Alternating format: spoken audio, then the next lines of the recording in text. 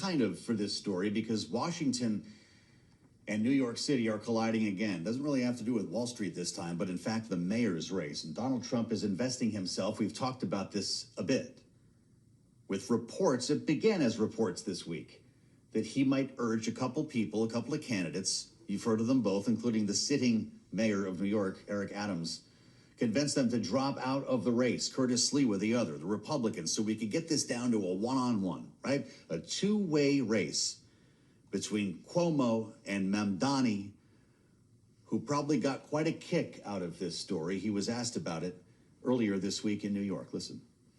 Today's news that the White House is considering job offers for Eric Adams and Curtis Sliwa. It is not news that carries meaning because of any impact it will have on this race. We feel just as confident as we did yesterday that we will win this race in November. This is, however, about an affront to our democracy. An affront to what makes so many of us proud to be Americans, that we choose our own leaders. It's interesting, Kriti, because Donald Trump doesn't appear to be backing down from these reports. And he actually talked about this when he was asked. He's maybe looking for a job for Eric Adams at Housing and Urban Development, maybe in Saudi Arabia. Did you see this report? I mean, the New York Times talking about a potential ambassadorship. Yeah. Has Eric Adams been to Saudi Arabia? I don't know. They talk about Turkey a lot, but let's hear from Donald Trump. He actually got into this just last evening when he was at the table with the tech titans. Here's what the president said. Are you urging or encouraging any candidates in the New York City mayor's race to drop out, to clear the field? No, I don't like to see a communist become mayor, I will tell you that. And I don't think you can win unless you have one-on-one, because somehow he's gotten a little bit of a lead. I have no idea how that happened, but I'd prefer not to have a communist mayor of New York City. And, you know, that's what he is based on his policy, if you look at his statements in the past. So I would like to see two people drop out and have it be one-on-one.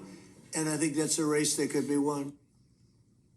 Generating a flurry of headlines. Trump wants two-way race for New York City mayor. Adams considering dropping out of race after secret meeting in Florida. Talks between Adams and Trump advisors center on Saudi ambassadorship. Apparently, Eric Adams will be in town next week now, according to the New York Post, is going to sit down with Steve Witkoff to talk about next steps.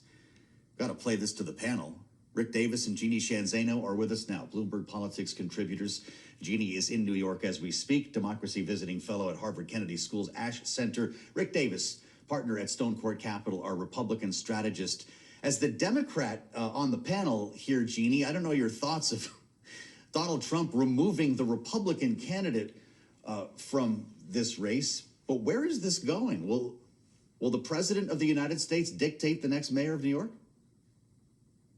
That is what Mamdani says he is trying to do, and it is stunning. I will tell you, the local media here had something of a mini field day because the mayor was supposed to have a press conference that got canceled. Not that there was any direct tie between this, but of course, every little move he makes now is watched to see, is he going to be announcing he's out of this race or suspending his campaign? I think what's so stunning is that most of us thought that Mamdani was something of a gift to the Republicans, like this was going to be the Republican foil. He is the new Speaker of the House, Nancy Pelosi or AOC, and Republicans will be running against him for the next several election cycles. And yet what do we see is we see Donald Trump saying, nope, we want him out, which is quite stunning. And I thought it was interesting that Donald Trump has now recategorized him. He is no longer a democratic socialist. He is now a communist. But I guess we can't let little semantics get in the way. Rick, weigh in here and maybe explore the hypothetical with us if you can. If this does ultimately become a one-on-one race with Andrew Cuomo versus Zohran Mamdani, does Andrew Cuomo have a shot here? Well, assuming that the Sliwa and Adams have probably somewhere between 25 and 30% of the vote, that shift makes a difference, right? I mean, that would be a material impact on the race if it all went to Cuomo. The problem is we don't know if they're all going to go to Cuomo. A lot of them are going to probably just stay at home. A lot of Republicans who back Sliwa are never going to vote for Cuomo. They're never going to vote for Mamdani, so they're not going to vote. So it's kind of hard. It's very much a moving average, right? But without them out of the race, there's no chance Mario Cuomo can win. And so it's really just a shot in the dark at this stage. You've got, only a few months left before the election. This is going to take some time to sort of play its way out as far as getting these folks out, and a lot of attention on Adams and this offer potentially to become an ambassador or something like that. Yeah. But we're not hearing much about Sliwa, who's got more support than Adams does. And he's already said, I don't want a job, which would make sense. Right. So how do you get him out of the race? Because he's really probably the more important candidate to move out of there than Adams at this stage, just because of the basis of he's got twice as much support. Curtis Sliwa got the whole makeover and everything. I mean, he's not going to drop out of the race now, I'm guessing, right? By the way, I'm guessing Andrew Cuomo would love to get some Mario Cuomo signs up there. I know we're both old, Rick, but Andrew Cuomo, of course, who we're talking about here. But I'm curious, Rick, Jeannie touched on something important. I thought Mamdani was the foil that Donald Trump wanted for the next couple of years. Do you believe his intentions here?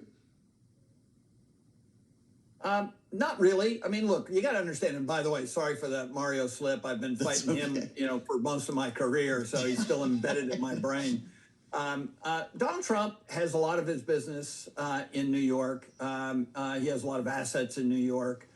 He is a Floridian now, but his entire life has been defined by New York. And and I do think there is an aspect to that is, all his friends, a lot of the people sitting around at dinner last night, have homes in New York. They don't want to see a socialist, as Jeannie puts it, put in as mayor. And so, we're going to have a time of our life if he becomes mayor, and, we can talk about this leftist surge inside the Democratic Party, and it'll be very hard for Democrats to run away from their largest city mayor in the country. But at the end of the day, it's bad for New York City. Donald Trump knows that. So I think a lot of what's motivating him is to do no harm to New York City, his assets, his businesses, his friends' businesses. I mean, it could be having a dramatic effect on his opinion about what to do about this race. Jeannie, weigh in here. Again, explore the hypothetical with me. If Eric Adams is no longer in the race and he is being considered for many roles within the cabinet, whether it's at HUD or whether it's in Saudi Arabia, would Eric Adams make a good ambassador? What do you think? Well, he hasn't made a very good mayor. So maybe it would be a better job for him than the mayoralty. He was subject not long ago to public corruption charges that Donald Trump's DOJ pulled back on, and those were dropped. So this is somebody with a record. This is somebody who has had, a lot of serious charges brought against him. By the way, Andrew Cuomo as well. Certainly neither of them found guilty or anything like that, although Governor Cuomo did, leave his very important post as a result. I would say a lot of this is being driven by polls, which show that if it's a two-way race, Andrew Cuomo certainly can be competitive with, even one poll showing him beating Mamdani. That said, he lost to Mamdani in the primary by double digits. I would also say there is a very serious concern, I would think, amongst Donald Trump and many people in the administration, that the financial capital of the world would be, certainly America, but the world as well, would be run by somebody who describes themselves as a democratic socialist and has policies that are very, very out of the norm of what we have seen in the United States. There was a very interesting study. He talks about no need for billionaires, but roughly half of the income tax in New York City is paid for by the top 2%. Imagine what that would do to New York City if those people flee and flee they might. So there's a very real, serious economic repercussions to all of this, depending on if he does win. And he certainly could win if things stay as they are now. Well, President Trump is not only weighing in on the New York mayoral race, he's weighing in on what will be a barn burner of a congressional race now that Jerry Nadler has decided to not run for re-election. And he's on Truth Social about this too, Rick Davis. The president writes, I'll be careful here, but this is the president. Jerry Nadler, one of the most disgusting congressmen in USA history, is at long last calling it quits. He's finally leaving Congress. I've been beating this bum, he says, for 40 years.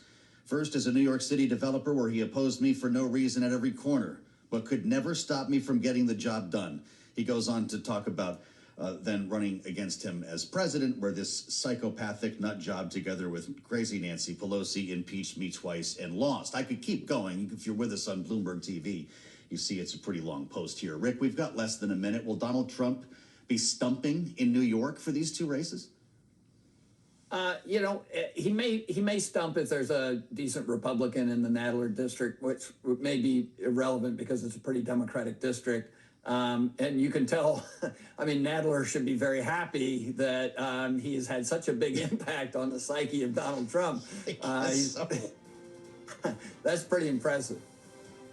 He calls him a lightweight in the same post. I don't know. We got to pick one. Rick, thank you.